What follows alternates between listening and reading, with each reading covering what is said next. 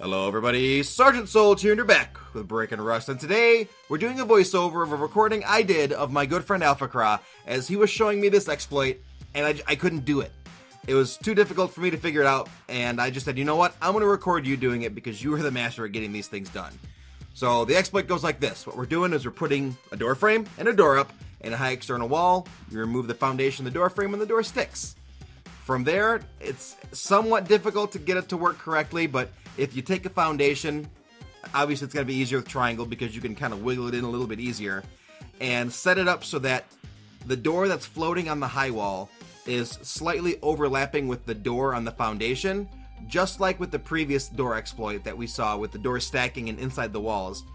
The doors will actually cause each other to float. So what Alphacra is doing here is he's literally just putting a chain of doors up. And it's probably going to go on for like 6-7 more doors, so I'm just going to keep talking over this while you watch him do it. Now, this could be very useful for defenders. Multiple different things you could do with this. For one, if you're using armored doors and code locks, obviously, you could literally just plaster these all up in front of your high external walls, or plaster these up in an area then throw a wall behind it. What this will actually do is even if the wall gets removed, all of these doors, if you do it low enough and if you do it high enough, they're still going to have to be removed, because more than likely, if you do it right, they're not going to be able to boost over them unless it's a 3-man boost. At which point, if you do that, you now have 2 raiders that are outside and only 1 that's able to get through, or however many people they have. And it's going to slow the raid down. So another useful thing with this, obviously, you could have it set up so that there's a gap in between there that you could actually run through with the doors. I probably wouldn't do it that way because they're going to be able to tell where that gap is and they're just going to blow that door.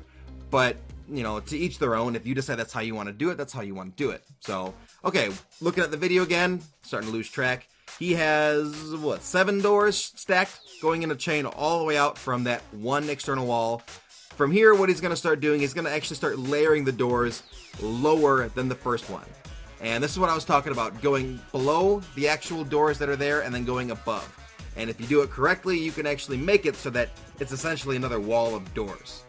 So I'm going to keep talking while he does this because he's going to be doing it for another minute or so. This is an exploit that I just don't know if I would ban for it, because technically the build system lets you do it, but also at the same time you have to go out of your way to make it work.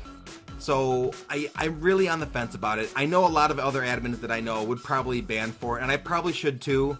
And if the situation ever came up where a person is using this exploit to cover their walls with iron doors or metal doors, I probably will end up banning for it, just because it does give you a considerable advantage over the raiders.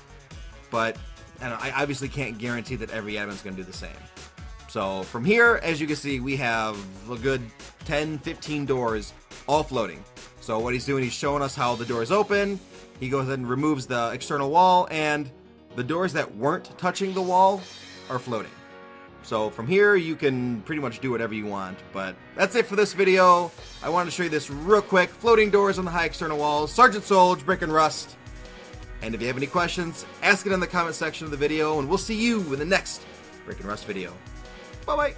Thank you so much for watching Breaking Rust, a series dedicated to exposing bugs, glitches, and exploits in the game of Rust. The idea is to get these videos into the hands of game developers as soon as possible, so please share this video to help achieve that. If you know of any bugs you'd like to have featured in an episode, please let me know in the comments below.